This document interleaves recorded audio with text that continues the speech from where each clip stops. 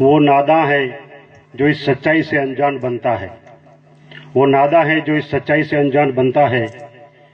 यही तो मुल्क की तारीख का उन्वान बनता है। बिखरने से बचा लो रिश्ते हिंदू और मुस्लिम के, इन्हीं दो ताकतों से तो मिलकर हिंदुस्तान बनता है। આજના સદભાવના સમારંભમાં એ ધરતી ઉપરથી સદભાવનાનો મેસેજ, જે ધરતી વીર અબડાની ધરતી છે, જે ધરતી ઉપર પાકિસ્તાનથી આવેલી દાદી સુમરીઓના રક્ષણ માટે વીર અબડાએ પોતાની જાતનું બલિદાન આપ્યું છે,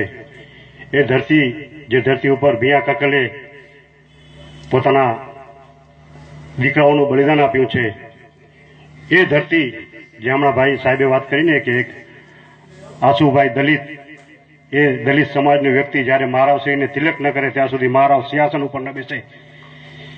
એ ધરતી વિંજાણની, જ્યાં કચ્છની કોમી એકતાના મસીહા, માનવતાના મોતી અને ઇન્સાનિયતના ચમકતા સિતારા મુફ્તી કચ્છ સૈયદ અલ્હાજ મુફ્તી આઝમ કચ્છ હાજી અહમદ શાહ બાવાનું વતન, એ ધરતી ઉપરથી આપણે અહીં આજે એક સદભાવના મીટિંગનું આયોજન કરનાર સૌ પ્રથમ તો હું મોરારભાઈ ગઢવીને ખૂબ ખૂબ દિલથી અભિનંદન આપું છું, મુબારકબાદ આપું છું કે એમણે અબડાસાની આ ધરતી ઉપરથી જે એક આવડું મોટું આયોજન કરી તમામ આ સમારંભની અંદર ઉપસ્થિત કચ્છ રાજપૂત ક્ષત્રિય સભાના